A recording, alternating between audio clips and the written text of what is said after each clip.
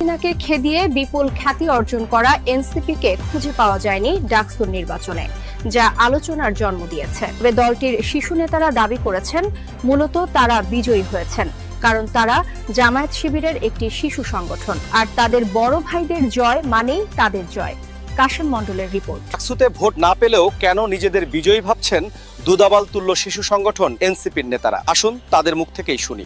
আপনারা দেখছেন আমরা কোনো নতুন আদর্শ পয়দা করতে পারি নাই, আমাদের নেতারা জামায়াতের সঙ্গে সেটে রয়েছেন। মূলত আমরা শুরু থেকেই জামায়াতের শিশু সংগঠন হিসাবে কাজ করছি এবং সফল হয়েছি।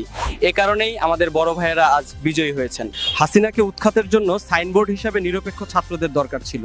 কোনো দলের সাইনবোর্ড থাকলে জনমানুষকে সম্পৃক্ত করা যেত না, তাই আমরা মূলত সাইনবোর্ড হিসাবে ছিলাম। আমাদের কারণেই আজ আমাদের বড় ভাইয়েরা বিজয়ী হয়েছে। আমরা তাদের সফলতা কামনা করছি। দেখে থাকবেন জামায়াতের বয়ানের সঙ্গে এনসিপির বয়ানে কোনো পার্থক্য নেই। আমরা নতুন কোনো আদর্শ, নতুন কোনো বয়ান প্রতিষ্ঠা করি নাই। আমাদের সে লক্ষ্য শুরু থেকেই নেই। আমরা সরকারে অংশ নিয়েছি, মালফাল কামাচ্ছি, আবার এদিকে আমাদের বড় ভাইয়েরাও সফলতা অর্জন করেছে। আশা করছি আমাদের এই সফলতা অব্যাহত থাকবে। বাংলাদেশের রাজনৈতিক অঙ্গনে যে খেলা শুরু হয়েছে তার ক্লাইম্যাক্সে কি ঘটবে সেটাই এখন জাতির কাছে বড় প্রশ্ন। কাশেম মণ্ডল, টক টিভি, ঢাকা।